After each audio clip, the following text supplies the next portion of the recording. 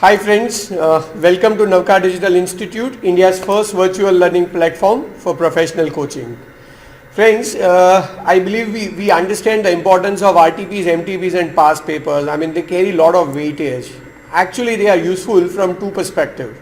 Number one, it gives you an idea about trend, and specifically when you refer last 5 attempts RTPs and MTPs and past papers, you understand the trend in which the questions are going to come in your exam. And more important, after preparation, when you solve RTP, MTPs and past papers, it boosts your confidence, because RTP, MTP and past papers are the ideal papers, or rather the actual papers which have been either asked in exam or has been released by ICI, that they are something, this is something which is what they are going to ask in your exams. But you know friends, where the problem is, like they have released one of the RTP in May 18. Now when May 20 students are referring those RTPs, the point is, what about the amendments? What about the changes? What about the components which has been modified? You know, in India, a lot of faculties have released lectures of RTP May 18, but they have recorded that at that time when RTP of May 18 actually was issued by ICI. Friends, that's where Navkar, the NDI, is taking an initiative. What we are doing is, respective RTPs and MTPs, we are amending as per the relevant attempt, and now we are in process of releasing the amended RTPs and MTPs. So today, when in June 20 I am recording the RTP, I am obviously recording RTP of May 20, but I am also recording RTP of May 18 as amended for June 20 attempt, or let's say as amended for November 20 attempt. So I hope you understand the importance of amended RTPs and MTPs, and for that you can rely only on one institute, and that is NDI, which is Navkar Digital Institute. Yes friends, we are the only one who is providing amended RTPs and MTPs for your attempt. So stay with us, stay home, stay safe and stay healthy. Thank you and God bless you.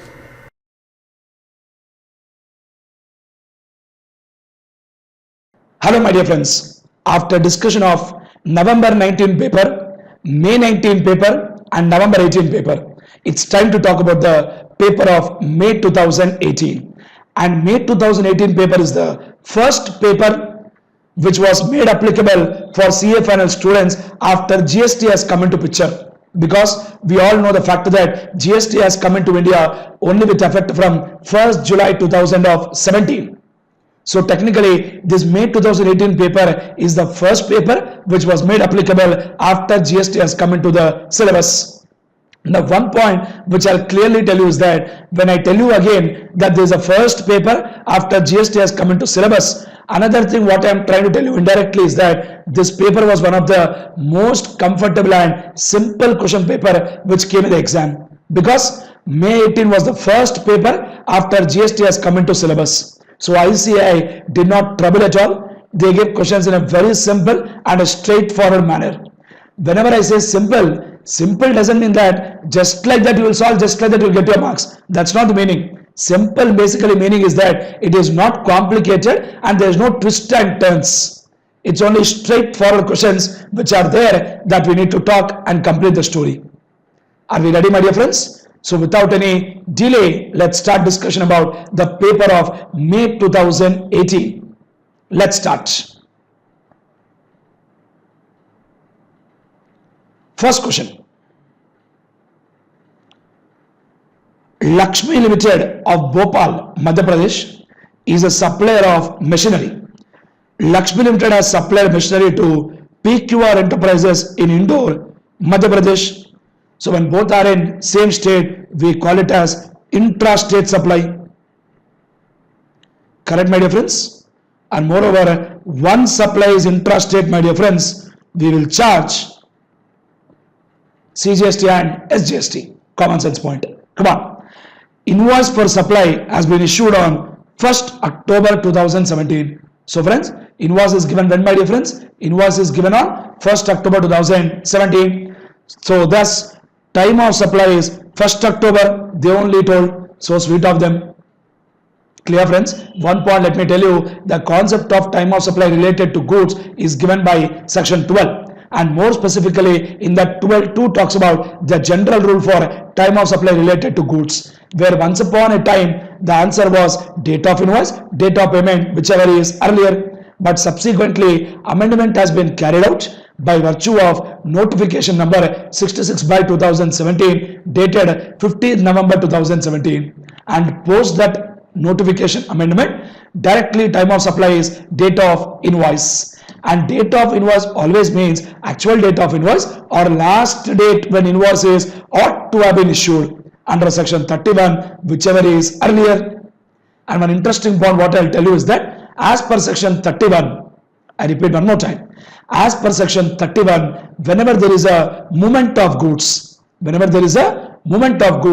invoice must be issued on or before date of removal. Whenever there is a movement of goods, invoice must be issued on or before date of removal. That is an interesting point, my dear friends. Getting clarity, sir? Good. Come on, next line. Lakshmi Limited and PQR Enterprises are not related. They are not related persons at all. Following information is provided. Basic price of machinery excluding all taxes but including design and engineering charges of 10,000, loading charge 20,000 is 20 lakhs. No problem. Generally design charges is always included in the value of supply. Loading charge also will include in the value of supply because of a wonderful section called 15.2c.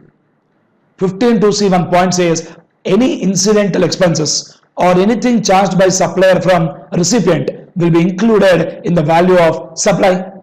Next point. Lakshmi Limited provides 2 years free warranty for the machine. Lakshmi Limited also provides an extended 1 year warranty on payment of additional charge of 1 lakh. So if you pay 1 lakh, they'll give extended warranty also. And PQR Enterprises opted for 1 year warranty. Very good. Lakshmi Limited has corrected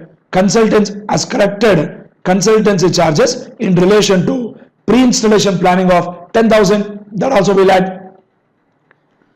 Freight and insurance charges from place of removal to buyer's premises 20,000. So basically, if you observe, you are giving machine also, and you are also providing freight and insurance.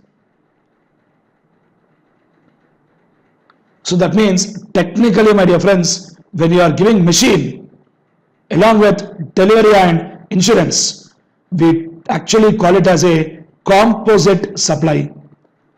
And the fact we know very clearly that composite supply, we call it as a composite supply, and composite supply is always taxed at the rate of principal supply. I repeat one more time, my dear friends. One more time I repeat, sir. Composite supply is always taxed at the rate of principal supply. Getting clarity, right? Very good. Come on, see now. Lakshmi Limited received subsidy of 50,000. Lakshmi Limited received subsidy of 50,000 from central government. It will be subsidy of 50,000 from central government for supplying the machine to backward region. Since receiver was located in backward region. So one point, let me tell you, subsidy, we have got one interesting section called section 15.2e, which says that any subsidy linked to the price received by the supplier will be included in the value of supply, except subsidy from central government or state government. In this case, the first 50,000 is coming from central government, so will not include that in the value of supply. But see next line. Lakshmi Limited also received 50,000 from joint venture partner of PQR Enterprises for making timely supply of machine to the recipient. So that is the reason why I clearly told you, my dear friends, as per section 15.2e, my dear friends. Come on, with section 15.2e. Friends, 15.2e clearly says that any subsidy linked to the price, any subsidy what, sir? Linked to the price will be included in the value of supply, except subsidy from central government or state government. Getting clarity? Good. Next point. Cash discount of, one more time I repeat, sir, cash discount of 1% of basic price of machine. They told 1% of basic price, but starting if you see, basic price they told is 20 lakhs, and the 20 lakhs is including design charges and loading charges. But here they never told this 1% of basic price is on what? Is it excluding the design charges or including design charges? Like this, clarity is not given. In that case, you can write it is assumed that discount is on basic price of 20 lakhs, or you can write a note, it is assumed that discount is on 20 lakhs minus design charges, loading charges. So let's say if I calculate discount of 1% on 20 lakhs, it comes to 20,000. 20 lakhs is taken, assuming that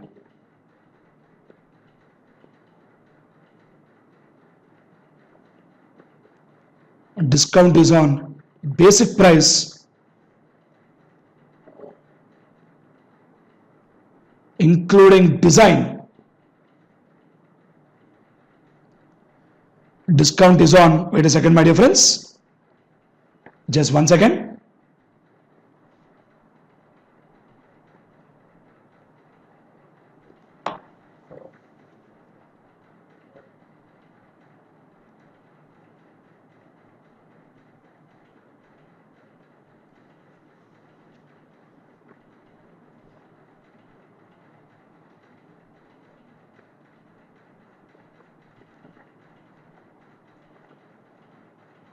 Yeah, cash discount at 1% of basic price, and they have not given clarity whether it is on 1% of basic price excluding design charges or is it including design charges, because you can see here they clearly told basic price of machine excluding all taxes but including engineering and design charges of 10,000 and loading charge 20,000 is 20 lakhs. So they did not specify whether discount is on 20 lakhs or discount is on 20 lakhs minus 10,000 minus 20,000. That they are not given clarity.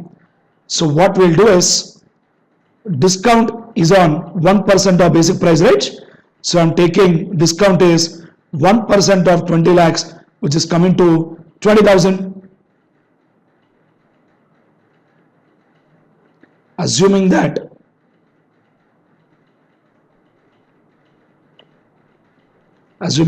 discount is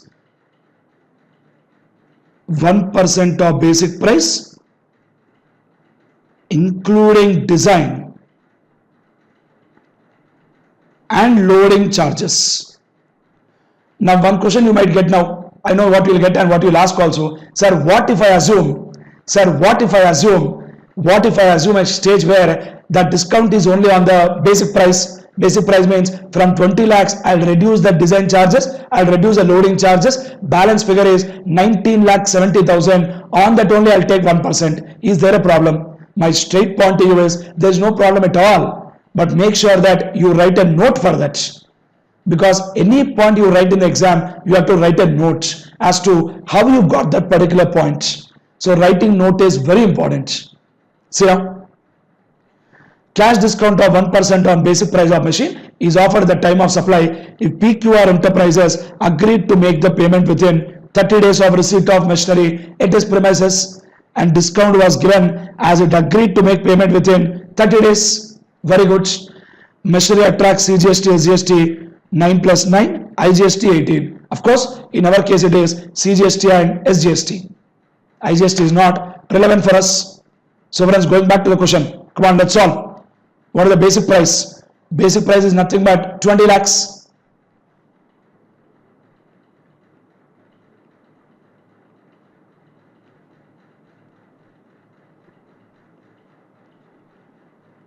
Basic price including design and loading charges 20 lakhs. Basic price including design and loading charges is 20 lakhs. To this what I like? Extended warranty 1 lakh, pre-installation planning 10,000. Extended warranty 1 lakh, pre-installation planning 10,000. See now.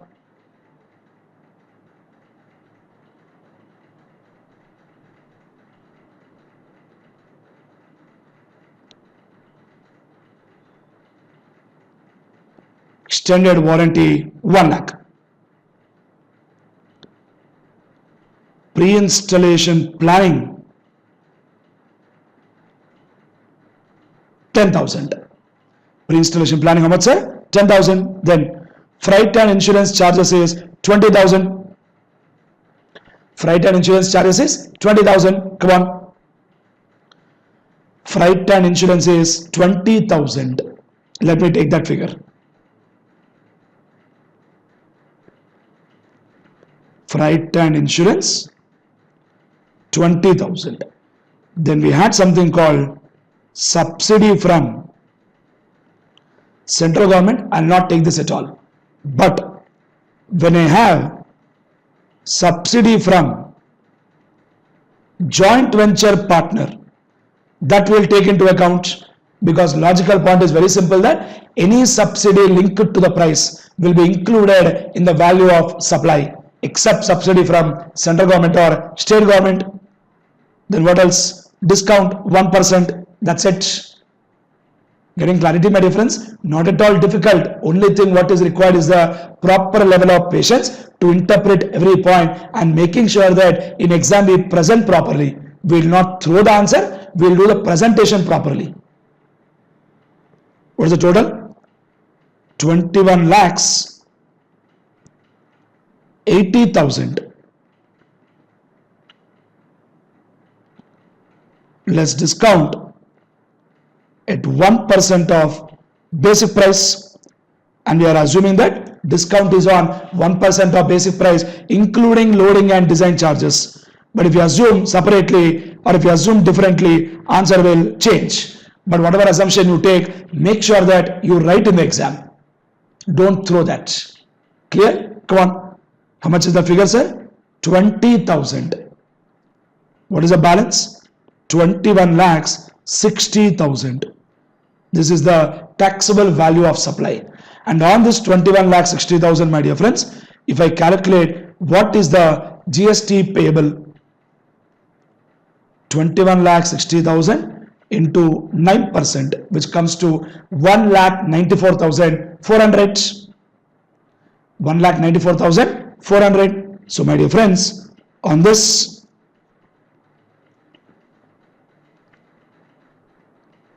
CGST at the rate of 9% is 1,94,400.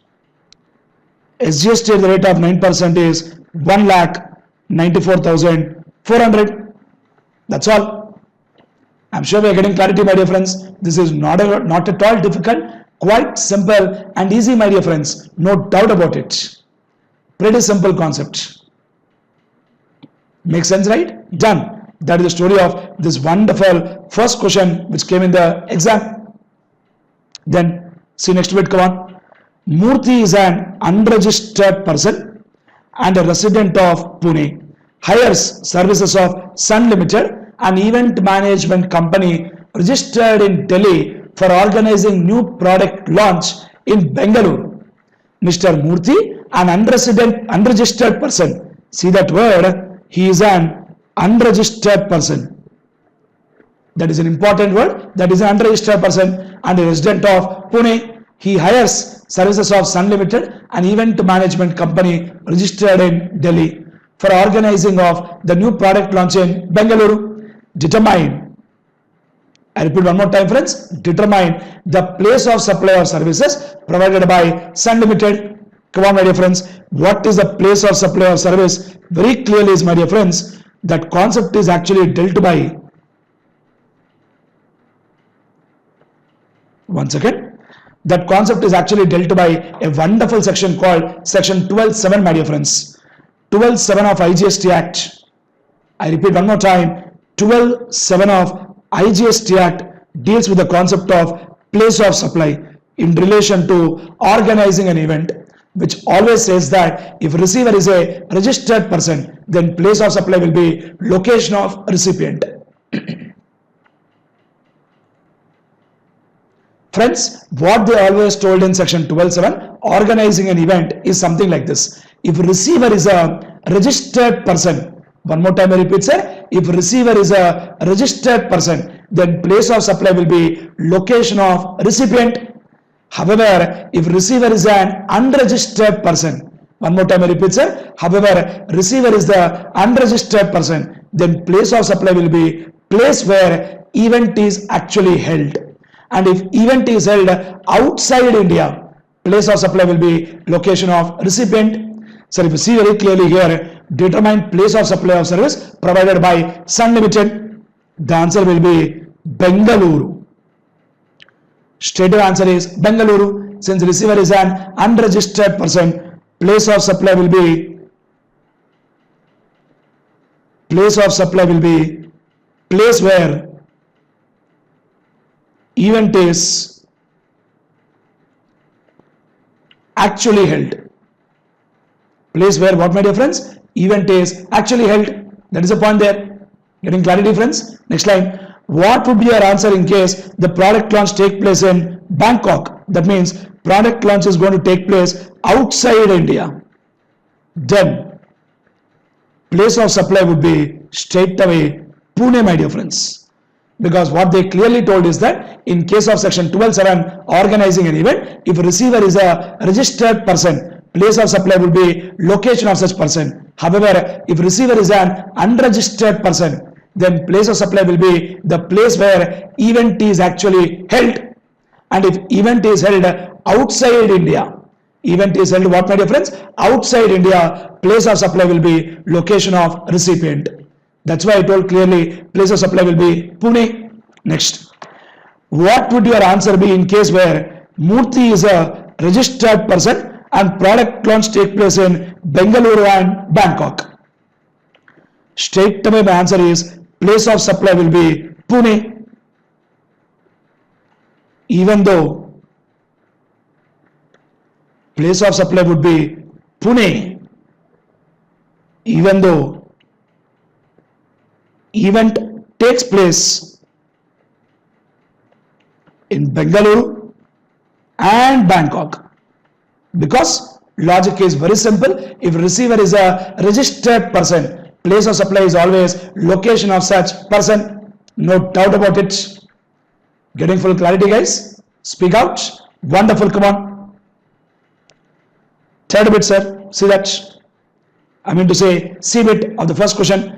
Niketan Industries Limited, New Delhi, has imported certain machine by sea from Japan. Following from the following particulars furnished by it, work out assessable value. Only value they are asking. Very good. CIF values, assessable value and customs duty payable. So duty also we have to calculate. CIF value of the machine is already given. Then freight incurred from port of entry to inland container depot. Friends, this is straight away ignored, my dear friends. The reason being very clear that we will consider only that cost.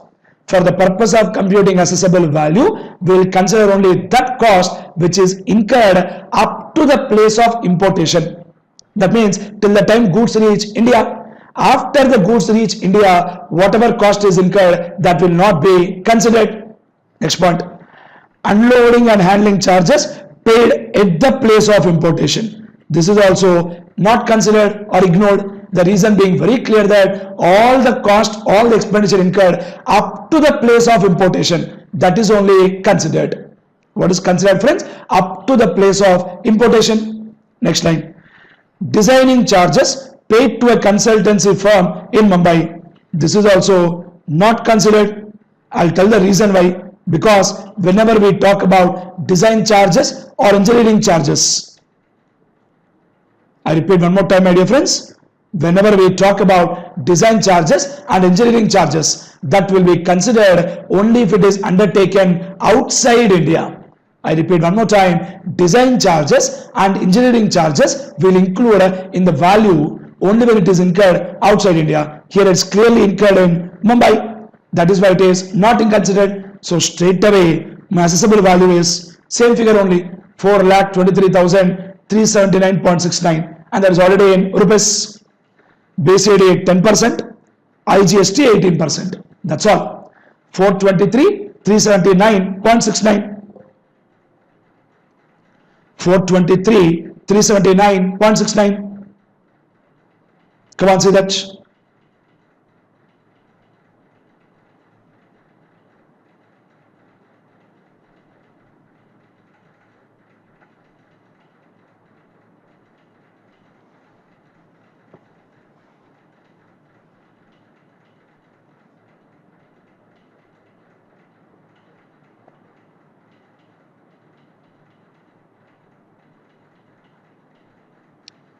Come on, my dear friends. What is the assessable value, sir? My assessable value or CIF is nothing but 379.69.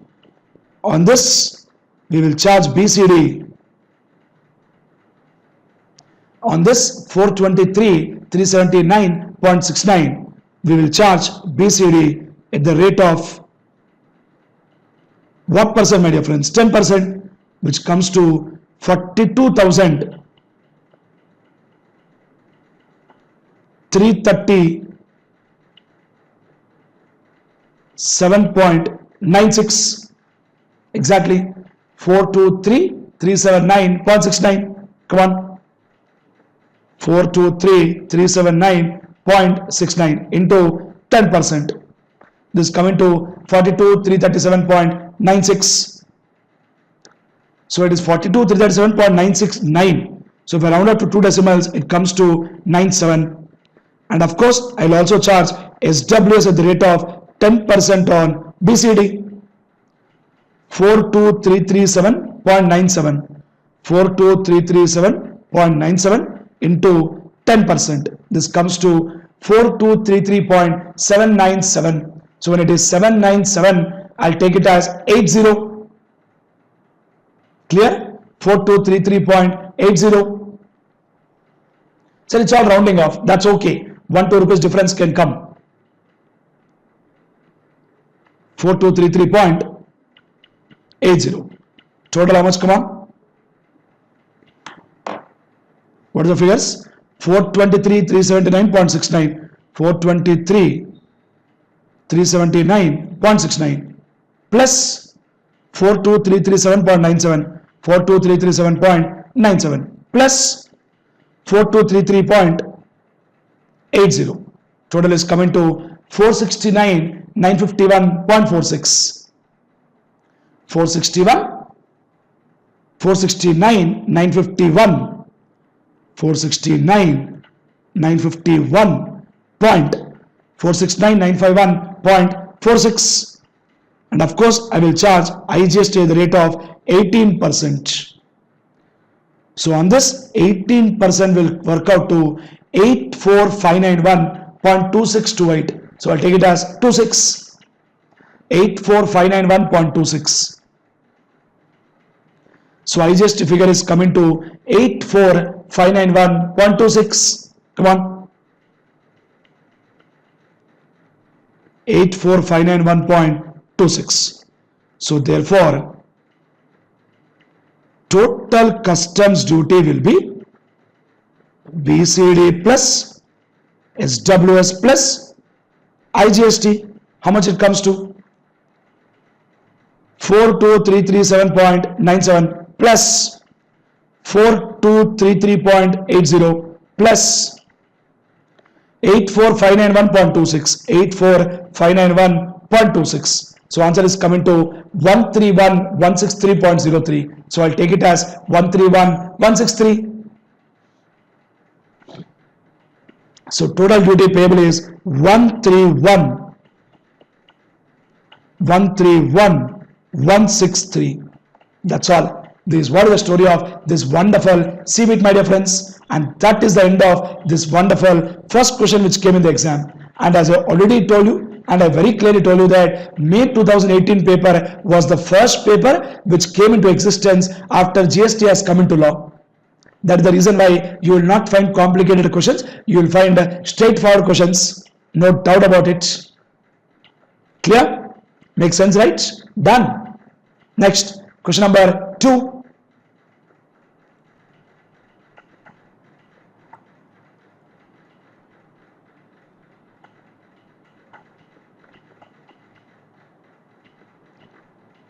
Moving forward, my dear friends, looking at question number 2, sir.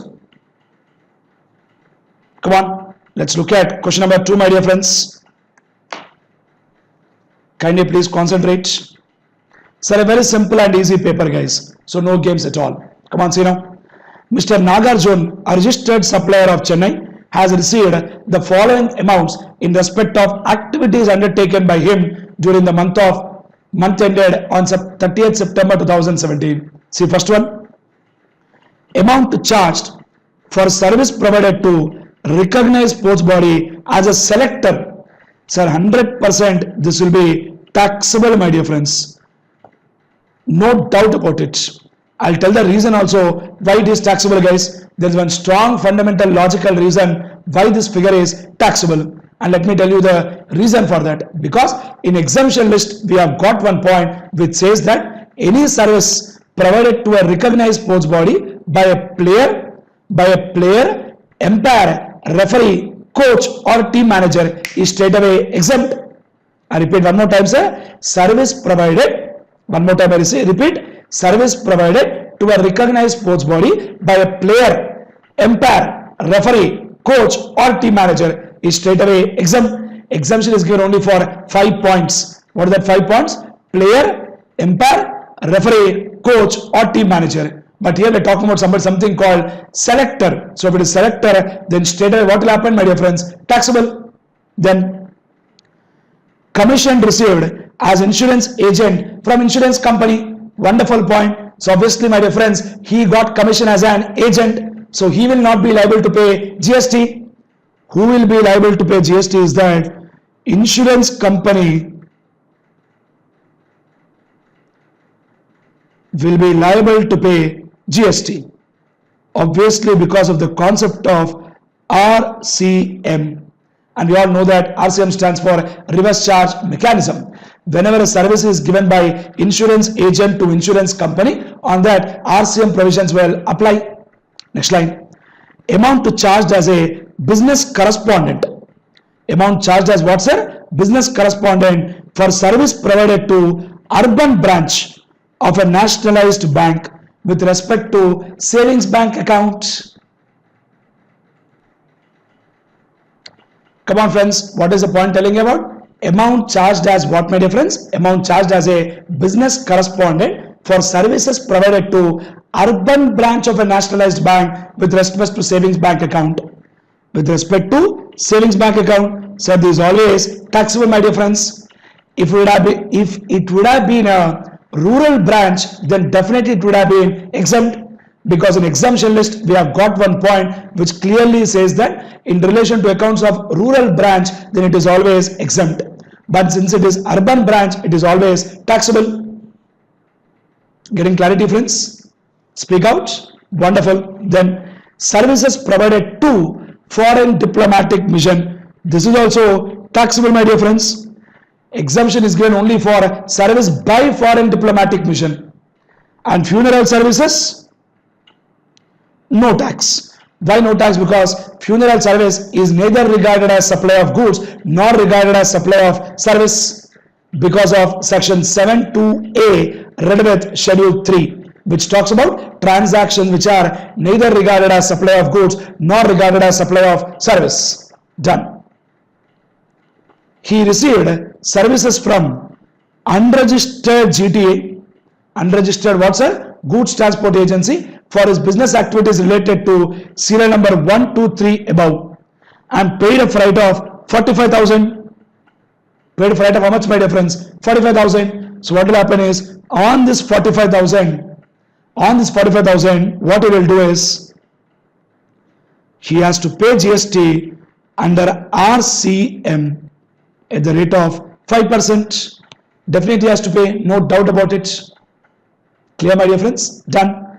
All the transactions stated above are intrastate and exclusive of GST. You are required to calculate gross value of taxable supply. What is the gross value of taxable supply? 50,000 is taxable. 50,000 is taxable. 15,000 also taxable. 28,000 also taxable.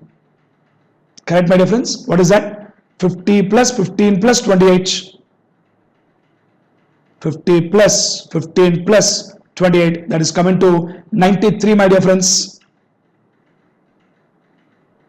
93,000. And of course, on 45,000, you have to pay tax under RCM. That's it. Getting clarity, right? Simple question, no doubt about it. Done. Next, moving forward.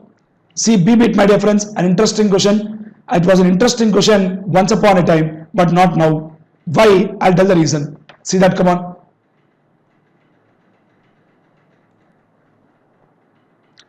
Come on friends, what is that question?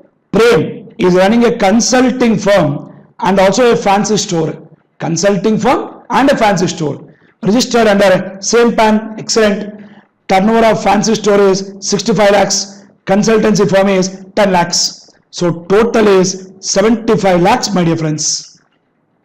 Question what they are asking is, you are required to provide answers with the supporting explanatory note for each answer to the following question. Is Prem eligible to opt for a composition scheme? Sir, one point very clear is that generally you are eligible to opt for a composition scheme if aggregate turnover during preceding financial year does not exceed 1.5 crores.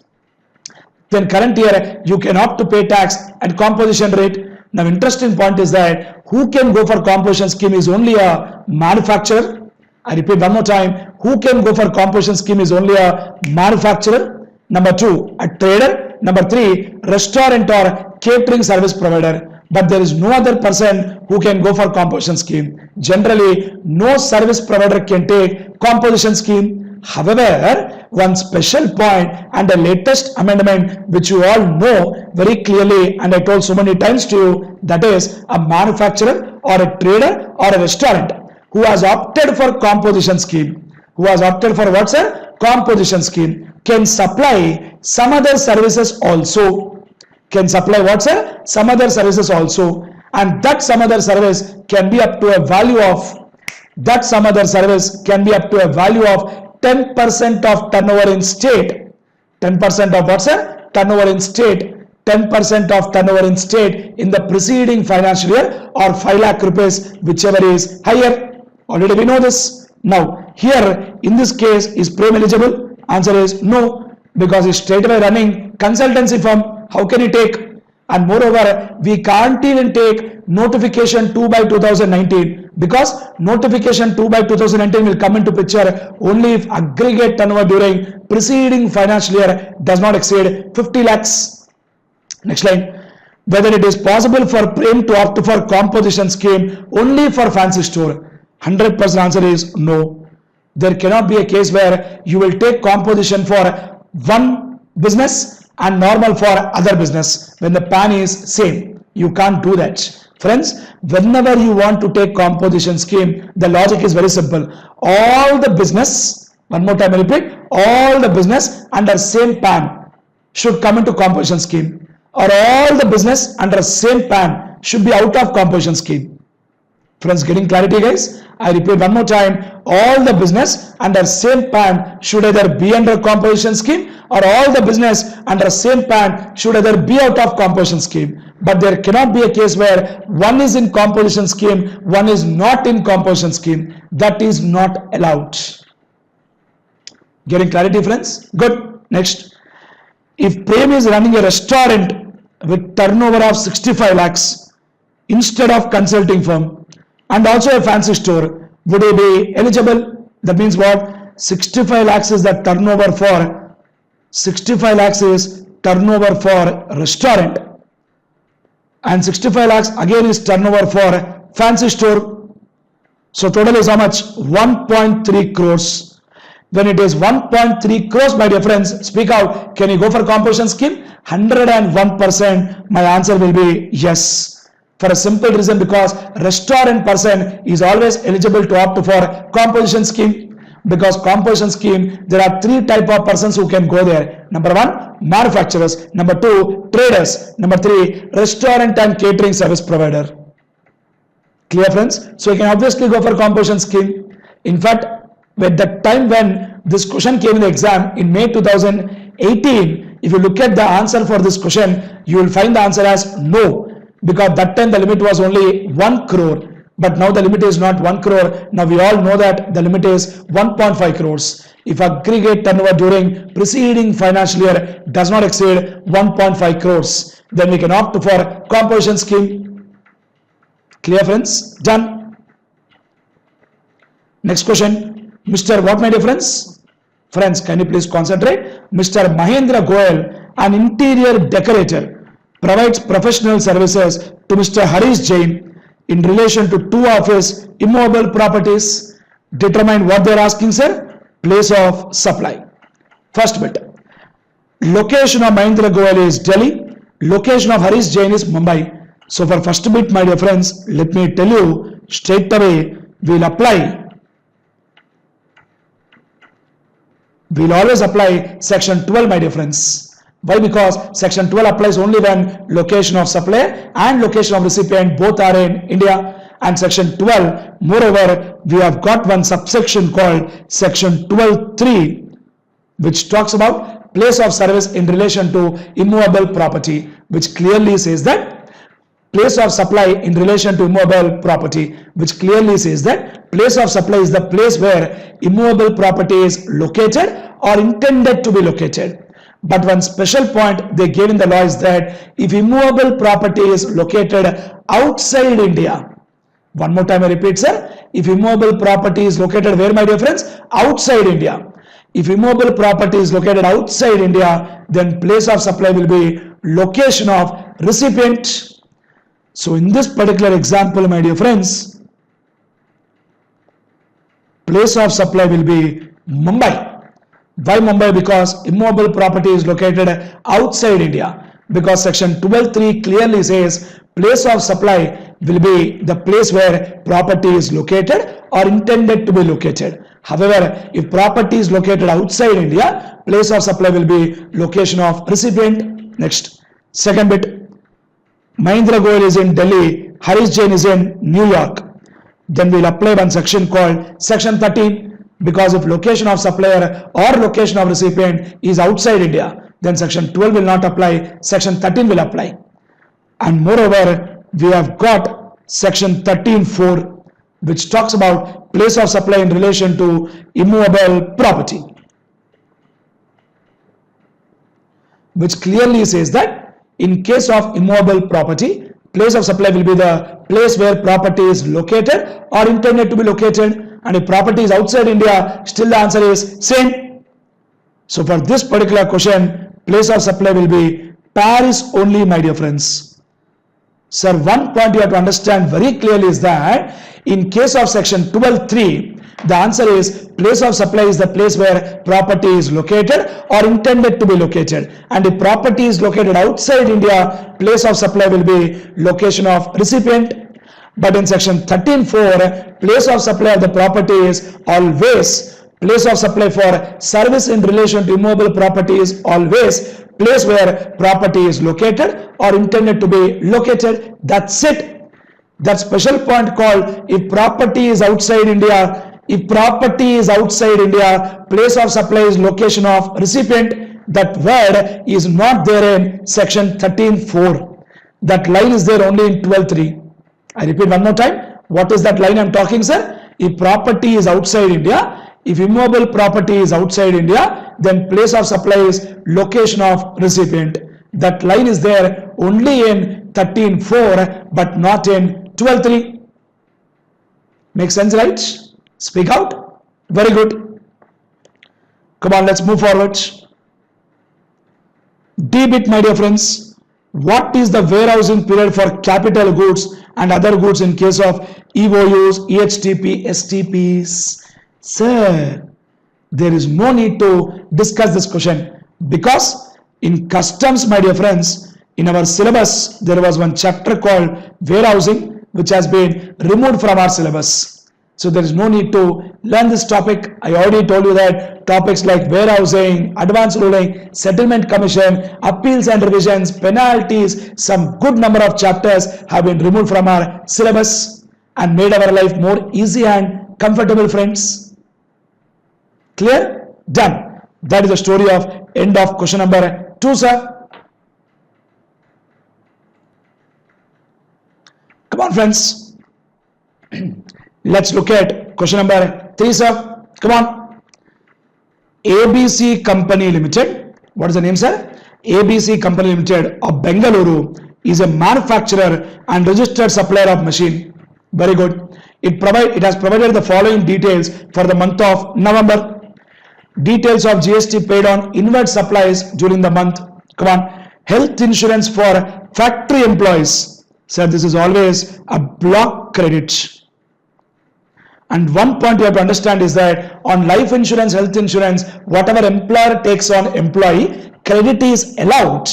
Credit is allowed only if that insurance has been taken out of a statutory obligation. I repeat one more time, if insurance is taken because of a statutory obligation, then definitely credit is allowed. But if it is not a statutory obligation, then credit is not allowed.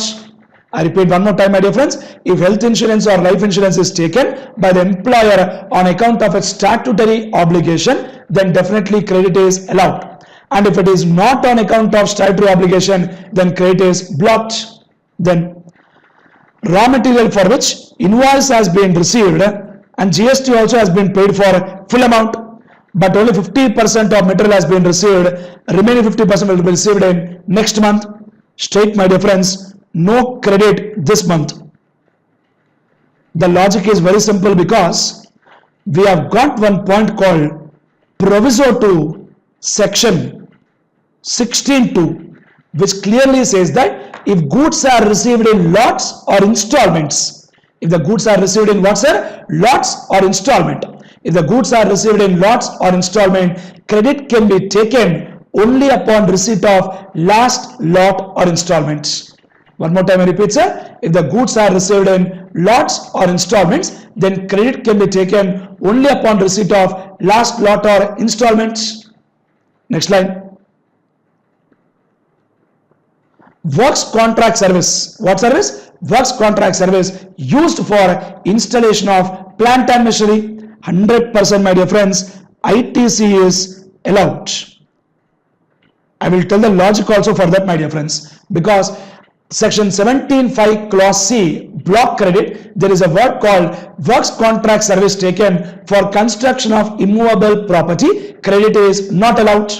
However, if works contract service is taken for construction of plant and machinery, then definitely credit is allowed. Next one. Purchase of manufacturing machine directly sent to job worker. So what? Still input tax credit is allowed. Even though goods are directly sent to job worker, still input tax credit is allowed. Then, purchase of car used by director for business meetings only. So what? Still it is blocked. Under a beautiful section called 17(5) clause A, which clearly says motor vehicle for transportation of persons with approved seating capacity up to 13 persons, credit is not allowed. If seating capacity is more than 13, then only credit is allowed. Then outdoor catering service. Friends, this is also blocked under one section called 17(5) clause B. Next. That's all. So technically what is the credit I will take is 50 plus 12,000. My credit what I am eligible is only 62,000. That's it. Then ABC Company Limited also provides services of hiring of machine along with manpower for operation, and as per the trade practices, machines are always hired out along with operators, and also operators are supplied only when machine is hired out. So it is clearly a composite supply where principal supply is hiring of machine, obviously operator is only ancillary, but giving machine on rent, that is predominant, that is principal. So obviously, my dear friends, we all know the interesting point, that is composite supply is always taxed at the rate of principal supply. Composite supply is always taxed at the rate of principal supply. Come on, see now. Receipts on outward supply exclusive of GST for the month of November 2017 are hiring receipts for machine is 5,25,000. Service charges for manpower operations is 2,35,000. Clear, friends? Come on, see now. Assuming that all the transactions are interstate, sir, this is not GST paid. This is actually value of supply, because below only they get GST rate. Clear? See now. assume that all transactions are interstate and rate of IGST are as under. Machine is 5%. This is irrelevant because that is sale of machine. Service of hiring of machine 12%. Manpower is 18. So manpower is irrelevant for us. We'll apply 12% only because 12% is only the rate of principal supply.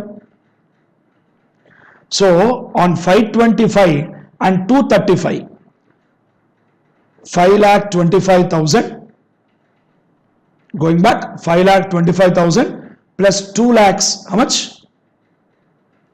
525 plus 235. It comes to 7,60,000. On this, 18% comes out to, one second, there is a small difference.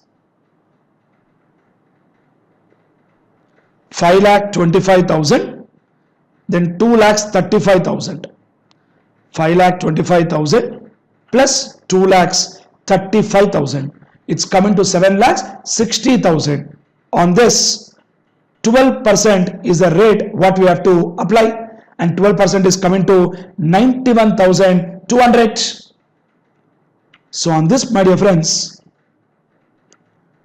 output tax is 91,200, and already we calculated input tax credit. How much, my dear friends? 62,000. So from 91,200, if I reduce 62,000, my balance figure is 29,200. That's all. So my straightaway balance answer is 29,200, my dear friends. That is the story of this wonderful problem. The only thing required is that in exam, you have to present very properly. Don't throw the answer, present properly. That's important. And if you present properly, 100% full scores will come.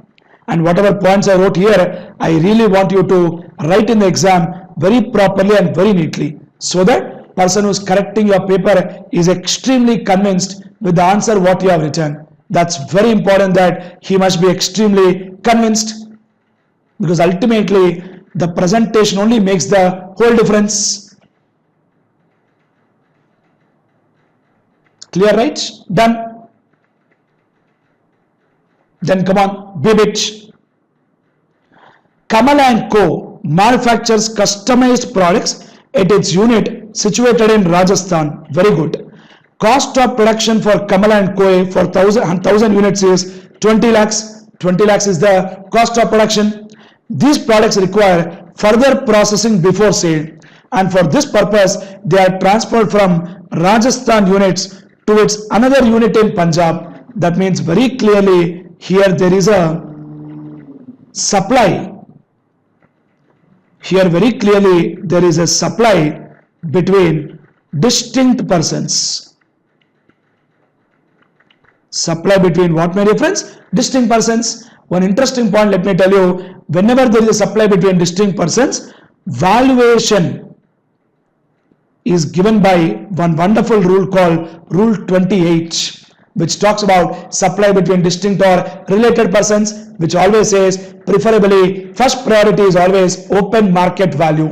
And if we don't know open market value, we look at price of goods of like kind or quality. And if we don't have like kind and quality, then we look at something called Rule 30, which says follow 110% of cost. If that is also not possible, we will follow best judgment Rule 31. And one special point they told in the law is something like this, that if a recipient is eligible for full credits, then invoice value is deemed to be open market value.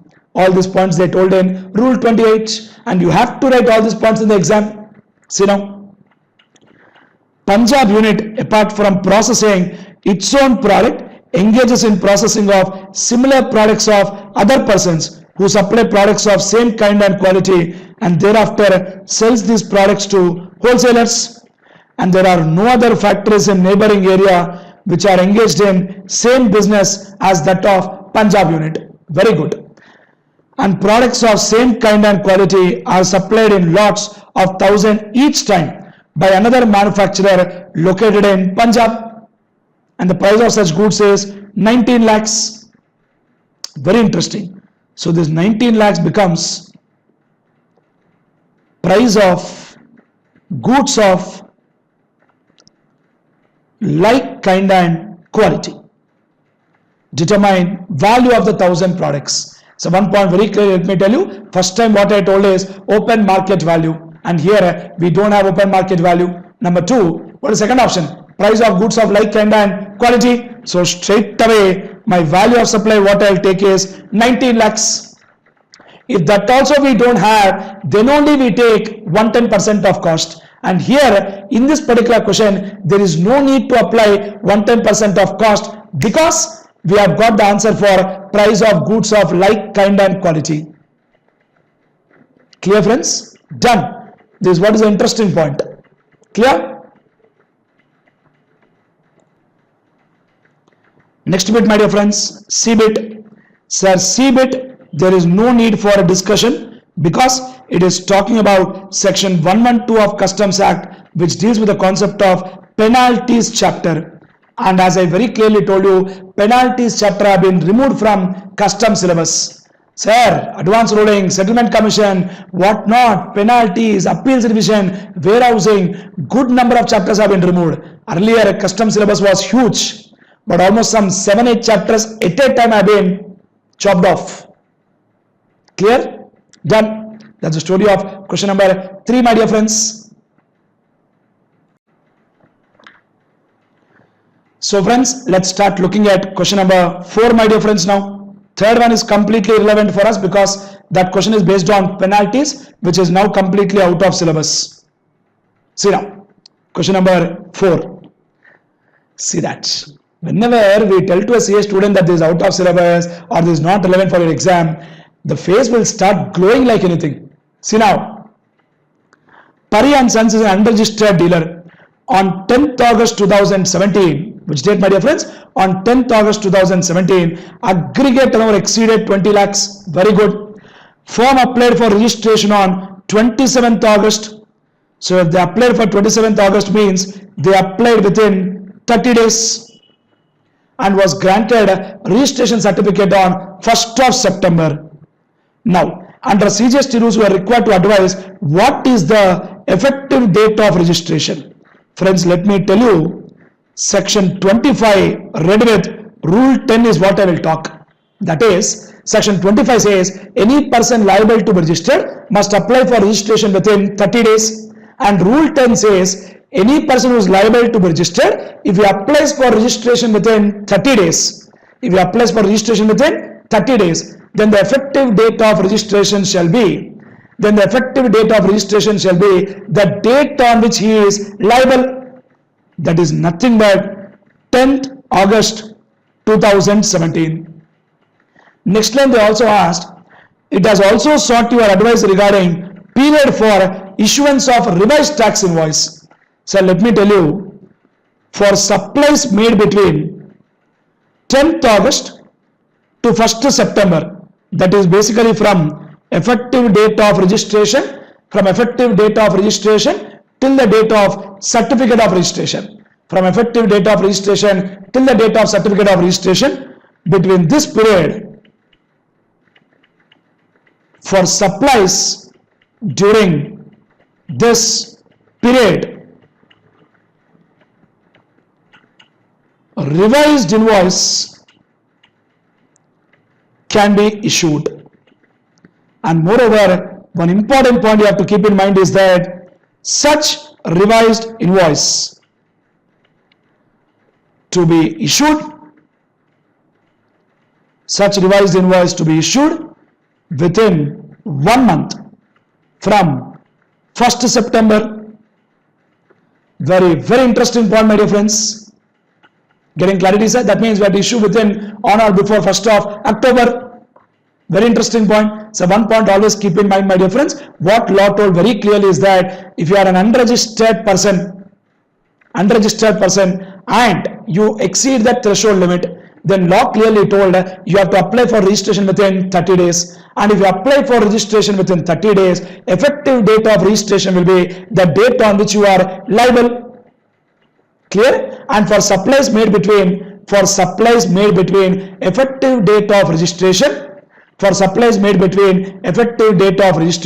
and the date of certificate of registration, we'll issue a document known as revised invoice, and such revised invoice can be issued within 1 month from certificate of registration.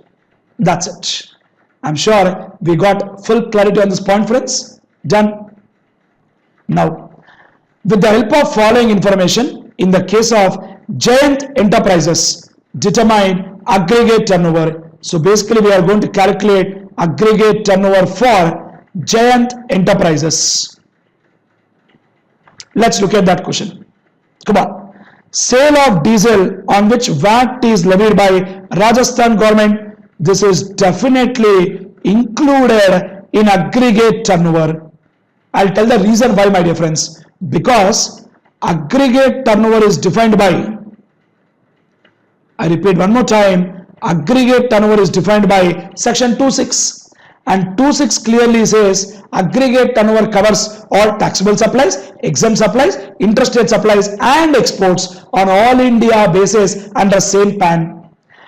And exempt supply is defined by 247, which clearly says exempt supply means those supply which are wholly exempt from GST and also includes non-taxable supply.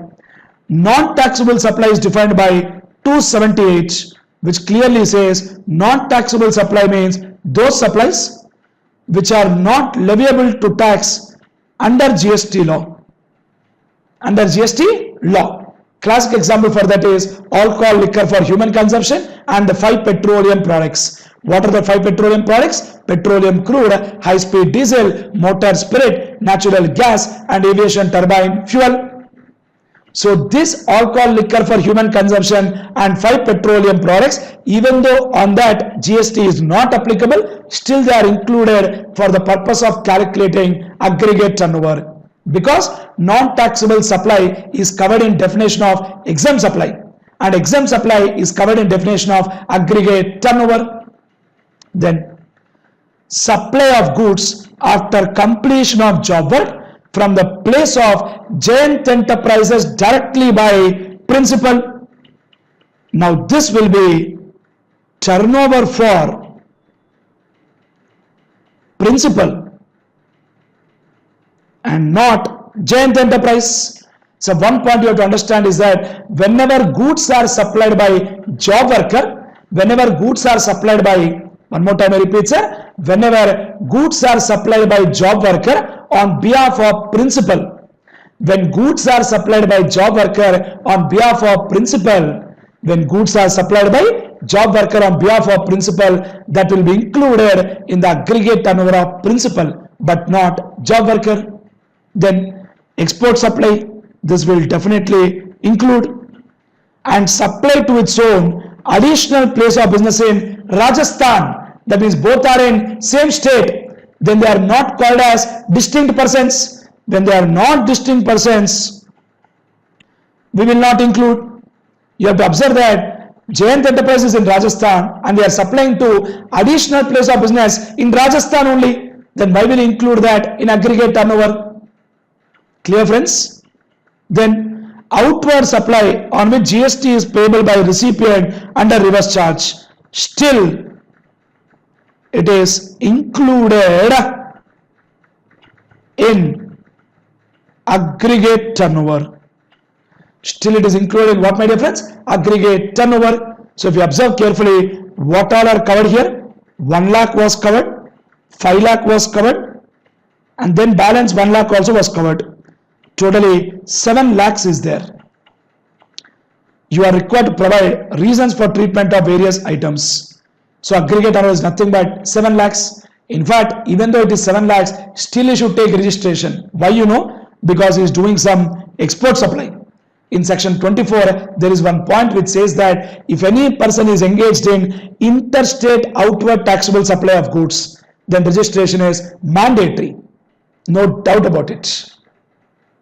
Clear? Done. That is what is the story of this wonderful point, my dear friends. Next bit, come on. See bit. XY company received an adjudication order passed by Assistant Commissioner of Central Tax under section 73. Very good. 73 talks about recovery in case of other than fraud, misstatement and suppression. If there is a fraud, misstatement, suppression, then section 74 will apply. Come on. CGST, SGST due is 10 lakhs. Interest is 18% per annum for number of days of delay. Very good. Penalty is 60,000. Then assessee filed appeal before appellate authority. How much the company has to pay pre-deposit? The pre-deposit what they have to pay is straight away, my dear friends, 10% of disputed tax. That's all. That is 10% of 6 lakhs, which comes to 60,000. And this answer is being given assuming that entire amount is in dispute. Because as per section 107, whenever we go to appellate authority, the pre-deposit what we have to pay is 100% of admitted dues plus 10% of remaining tax in dispute. So this figure is given assuming that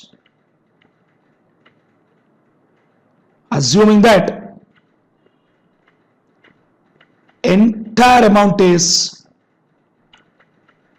disputed. Then second bit, you see, whether your answer will be different,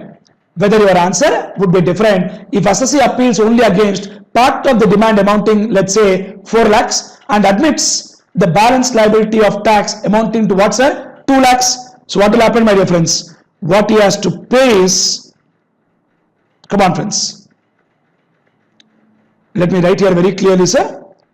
Out of the total 6 lakh rupees, what is happening is 4 lakhs is disputed and 2 lakhs is admitted.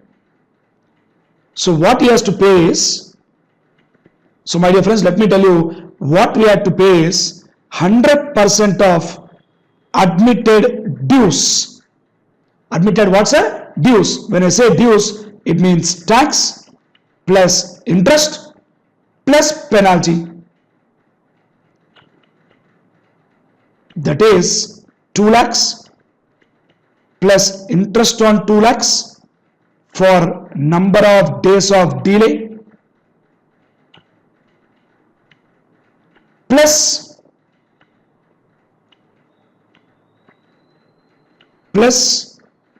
penalty 20,000. And don't get it out why I got 20,000. So you can see very clearly in the question that penalty is 60,000. For 6 lakhs penalty is 60,000 means for 2 lakhs obviously penalty is 20,000. Clear friends? Exactly. Come on. Then penalty is 2 lakhs and the 2 lakhs has come because the 2 lakhs we are taking proportionate to amount admitted. Clear friends? Plus apart from that we should also pay 10% of disputed tax. That is nothing but 10% of 4 lakhs, which comes to 40,000.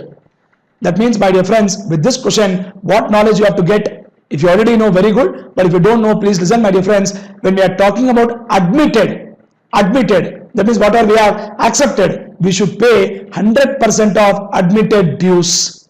And whatever is disputed, we have to pay 10% of disputed tax.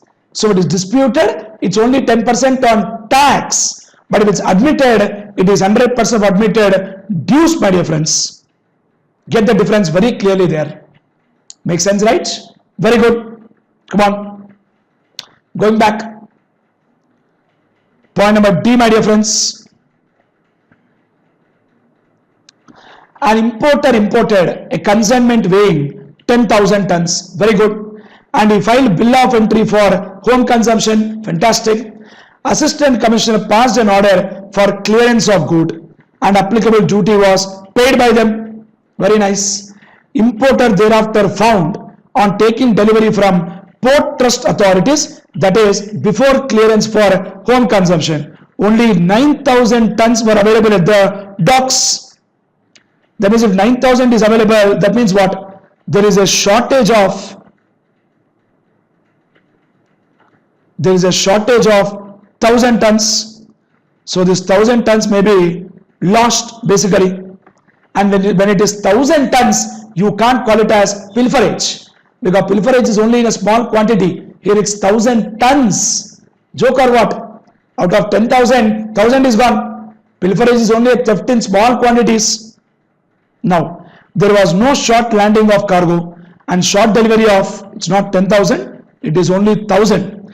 Short delivery of 1,000 tons was also substantiated by port authorities. That means they accepted. On filing of representation to Customs Department, importer has been directed to, in writing, to justify as to provisions of Customs Act which govern claim for remission of duty on 1,000. This is on 1,000. 1,000 tons not delivered by Port Trust. Examine the issue and tender your opinion. Sir, one point very clearly is that as per section 23 of Customs Act, remission can be obtained on goods lost or stolen. Remission of duty on goods, what's that? Goods lost or stolen or abandoned. In this particular case, it is very clear that goods are lost. 10,000 quantity is missing. I mean to say 1,000 quantity is missing, and that too remission will be granted. Remission will be granted only if the goods are lost, or better word, stolen. I'll not use the word. I'll use the word destroyed. Completely destroyed. Goods are lost or destroyed or abandoned. Correct, my dear friends? Stolen also possible, but stolen should not be on account of pilferage. If it is pilferage, then section 13 will come. But here, one point you have to understand is that remission of duty is granted in case of goods lost or destroyed, goods lost or destroyed or abandoned. And one point very clearly is that this has to happen at any time before clearance for home consumption. And in this question, very clear that this happened before clearance for home consumption only. So very clearly, remission will be granted, and moreover, assistant or deputy commissioner will grant remission of duty. And here, when 1,000 quantity is gone, we cannot call it as pilferage, because pilferage is only a theft in small quantity, and this is not a small quantity. It's definitely a big quantity. Clear, friends? Done. That is what is the story of question number 4. Let's look at question number 5.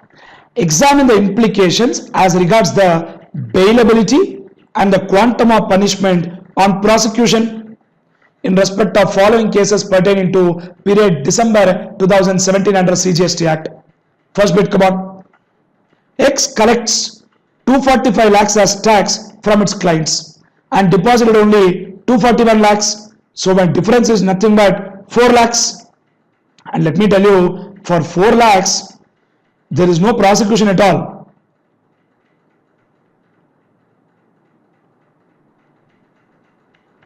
For 4 lakhs, there is no prosecution at all. Because I'll tell the reason what. Because law clearly told, I'll write here, wait. The concept of prosecution or arrest is actually dealt by one wonderful section called section 132, which clearly says that if the amount of tax evaded is more than 500 lakhs, then up to 5 years and fine. And if it is more than 200 lakhs but does not exceed 500 lakhs, then it's up to 3 years and fine.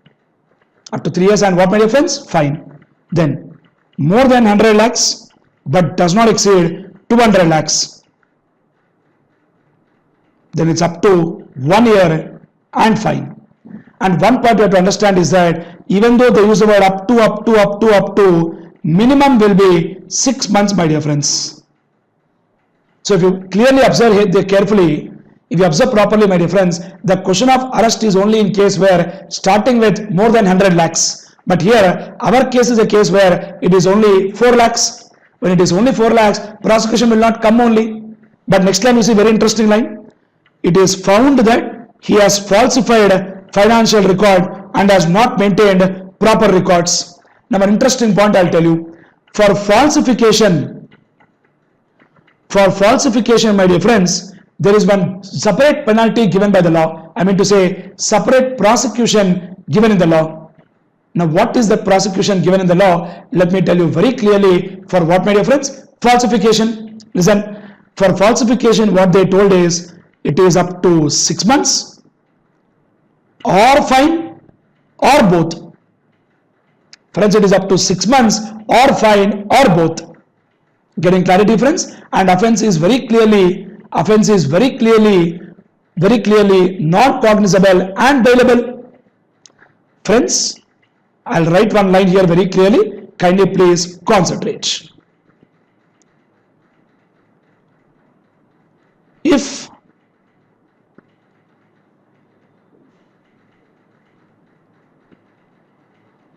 amount of tax evaded is more than 500 lakhs, then only we call the offense as cognizable and non-bailable. And moreover, what are covered in this point is only, let me repeat one more time, what are covered in this is only some 4 cases are covered in this point of amount of tax evaded more than 500 lakhs, then the offense is called cognizable and non-bailable.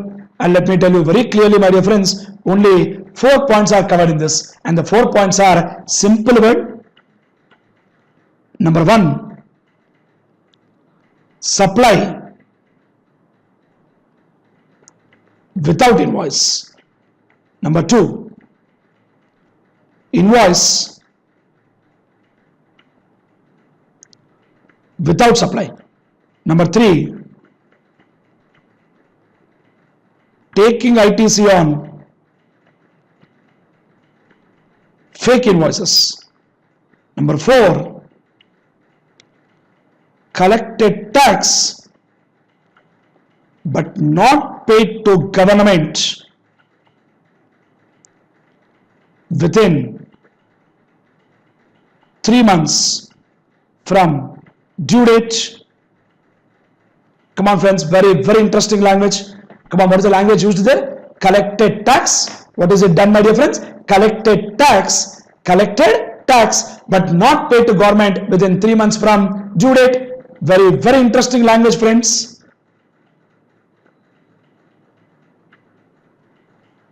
Clear? Now come on, going back to the question, my dear friends. First bit, we will call the offense as what? Non-cognizable and bailable. Come on, now see the second bit. X collects 550 lakhs as tax from client but deposit only 30 lakhs. That means what? Difference is 520 lakhs. When it is 520 lakhs, what will happen, my dear friends? It is up to 5 years and fine. Up to 5 years and fine.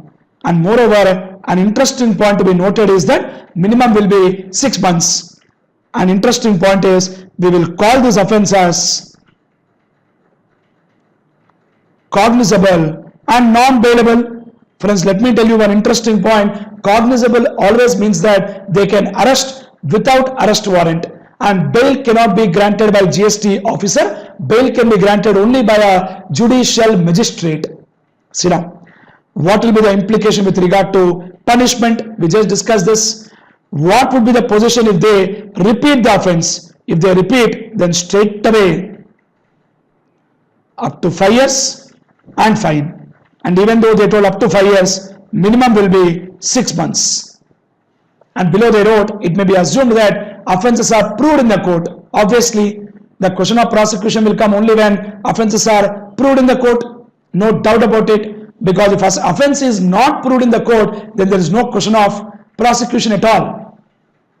Clear, friends? Done. Next, B bit. I hope you got that question, my dear friends. That question is clearly based on penalties and prosecutions. B bit. From details given below, determine maximum amount of fine in lieu of confiscation under section 130. On the goods, my dear friends, on the goods, the maximum fine is always market value minus tax. What is the market value here? 20 lakhs minus what is the tax, sir? 3.6 lakhs, which comes to 15.4 lakhs. Very simple and easy. If you don't want them to confiscate your goods, you have to pay the fine.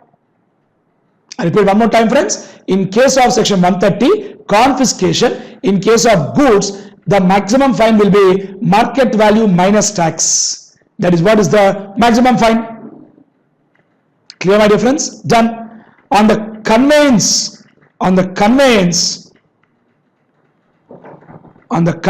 the fine will be 100% of tax, my dear friends, which is nothing but 3.6 lakhs.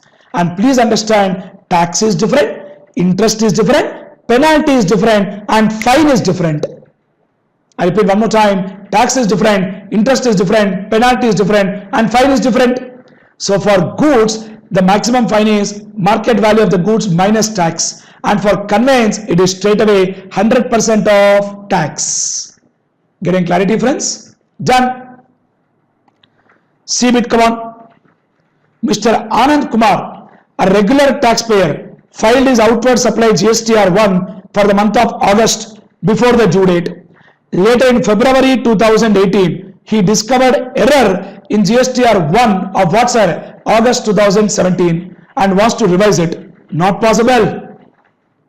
You are required to advise him as to future course of action. Very, very interesting point, friends. So let me tell you that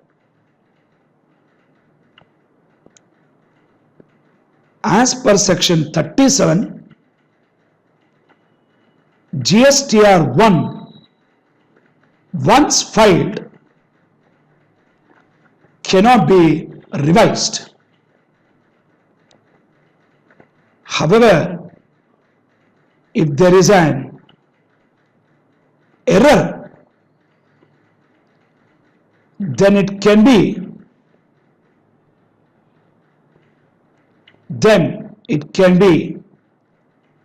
reported. Then it can be reported in subsequent month GSTR-1 under amendments column, my dear friends. We have got one table called amendments table. There we can report if there is any error done in a GSTR-1, it can be rectified in subsequent month return under amendments column. But we can't revise. And the maximum time limit for rectification is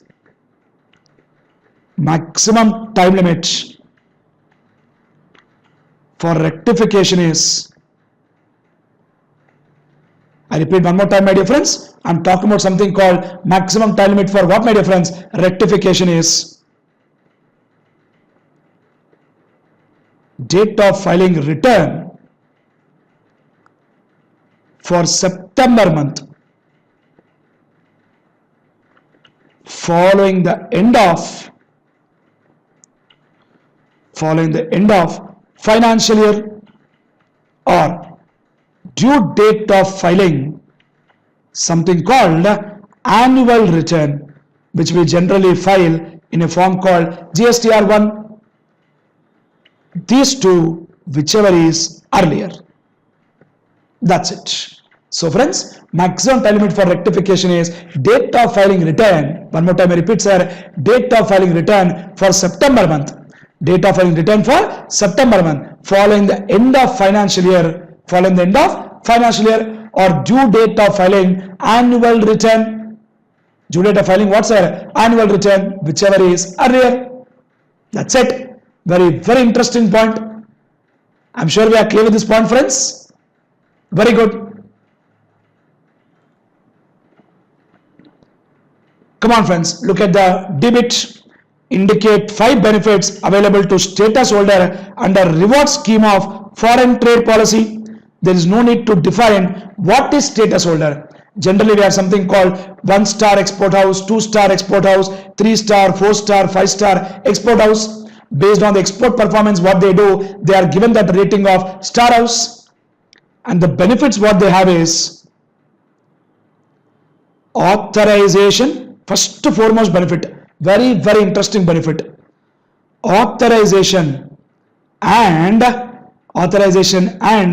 customs clearance on self-declaration basis. They do authorization and customs clearance on what basis, my dear friends? They do on the basis of self-declaration. Authorization and customs clearance on self-declaration basis. Very, very interesting point. And fixation of SION on priority, that is within 60 days. And friends, let me tell you, when I say SION, SION stands for Standard Input Output Norms. Standard what, sir? Input Output Norms. And one more great point they have got is exemption from compulsory negotiation of documents. Exemption from compulsory negotiation of documents through banks. Exemption from what, my dear friends? Compulsory negotiation of documents through banks. However, amount should be received through bank only. However, amount should be received through bank. In that there is no change. Negotiation through bank was not required, but definitely amount should be received through bank. Then one more great point they gave is that exemption from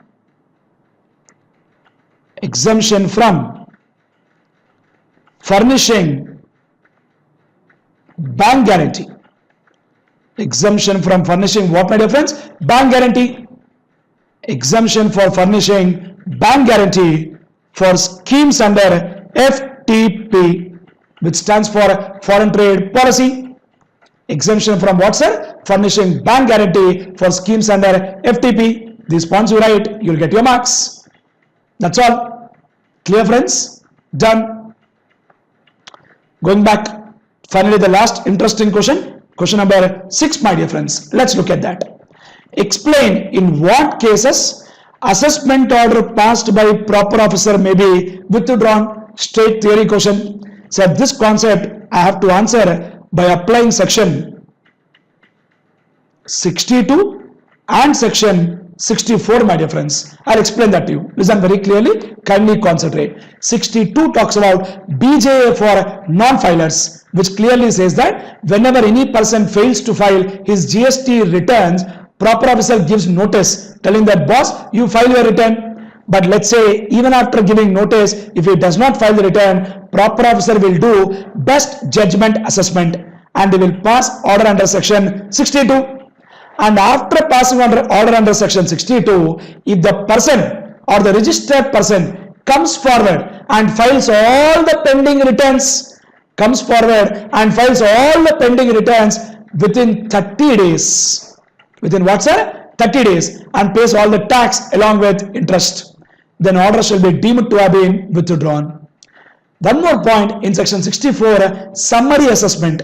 Summary assessment is generally done to protect the interest of revenue by additional or joint commissioner, and we can apply to additional joint commissioner within 30 days asking for withdrawal of order of summary assessment, and they can do that, or they can suo motu withdraw the order. That's it. Write these points, you will get your marks. Then friends, come on, interesting point. State 5 cases. Come on friends, state what cases, sir? 5 cases where refundable amount shall be paid to the applicant instead of being credited to consumer welfare fund. Sir, generally refund is credited to consumer welfare fund only, but there are some cases refund is directly given to the applicant. Clear, my dear friends? Speak out. Exactly. Come on, let's look at that. Come on friends, first point what I will tell is zero rated supplies with payment of tax. And one more interesting point is zero rated supplies without payment of tax. And what are covered in zero rated supplies? Zero rated supply covers basically exports, then supplies to SEZ, then next one, inverted duty structure. Inverted duty structure is a case where rate of tax on inputs is more than rate of tax on outputs. Obviously, what will happen is clearly that ITC gets accumulated. That is why it is called inverted duty structure. Clear, my dear friends? Then tax wrongfully paid. Example, CGST and SGST paid instead of IGST. Or it can be reverse case also, highly possible. Getting clarity, my dear friends? Speak out, sir. Exactly. Then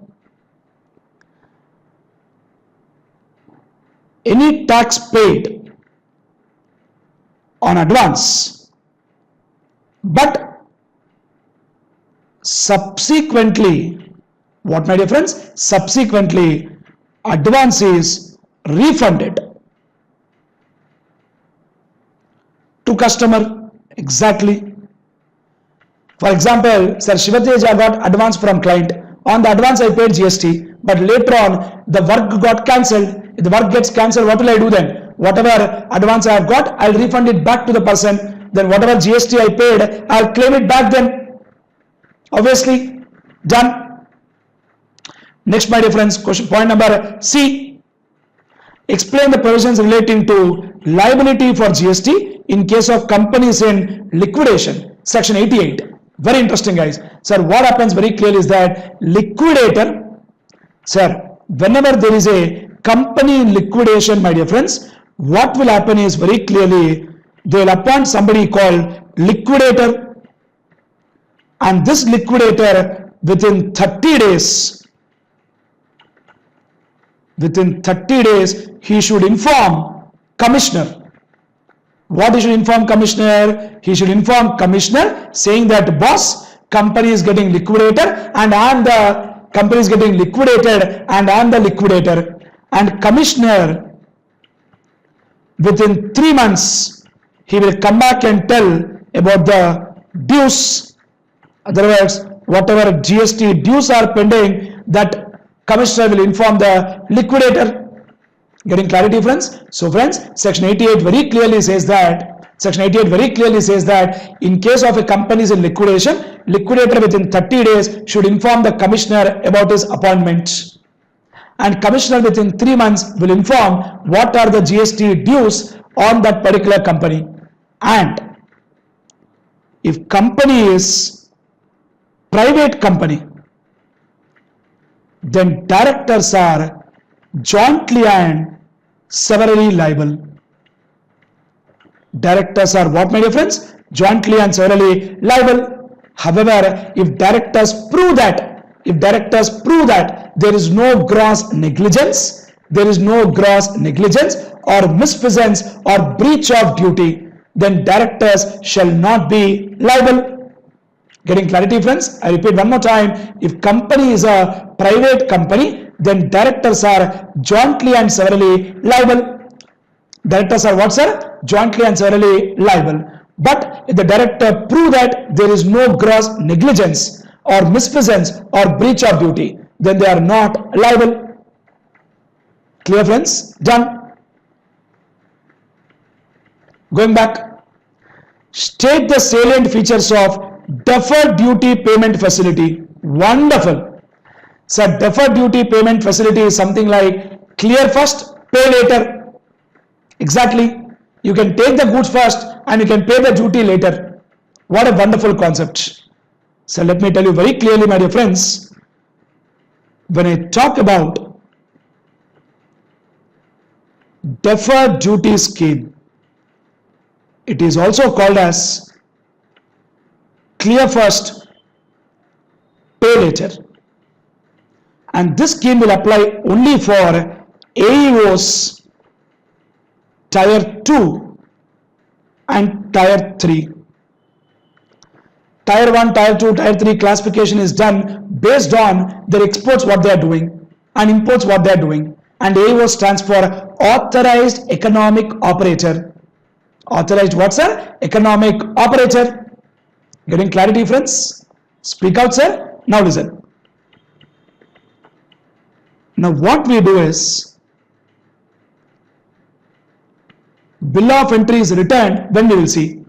Other line, other side, due date for payment. Now one point is that if bill of entry is returned between 1st to the 15th, then we have to pay the duty by 16th. And if bill of entry is returned between 16th to 31st, then we have to pay the duty by 1st. And if bill of entry is returned on 16th to between 16th to 31st March, then the due date for payment is 31st March.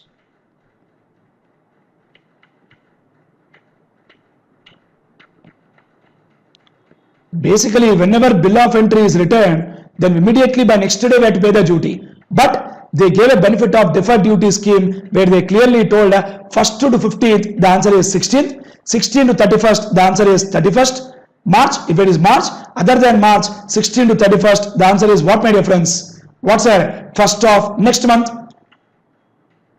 Getting clarity, friends? Speak out. Done. This is what is the interesting story of deferred duty scheme. Clear? Very good. Going back. Finally, the last question, EBIT, my dear friends. Please see that. An importer filed bill of entry after 60 days of filing import general manifest. Wow. Deputy Commissioner imposed a penalty of 10,000 for late filing of bill of entry. Since importer wanted to clear the goods urgently, he paid the penalty. Can penalty be imposed for late filing of bill of entry? Yes. Definitely answer is yes, my dear friends. Since bill of entry to be filed, yes, my dear friends, 100% answer is yes. Since bill of entry to be filed before the end of next day. Getting clarity, my dear friends? 100% answer is yes. Since bill of entry to be filed before the end of what, my dear friends? Next day, on which conveyance, on which what, my dear friends? Conveyance. I repeat one more time, on which conveyance arrives.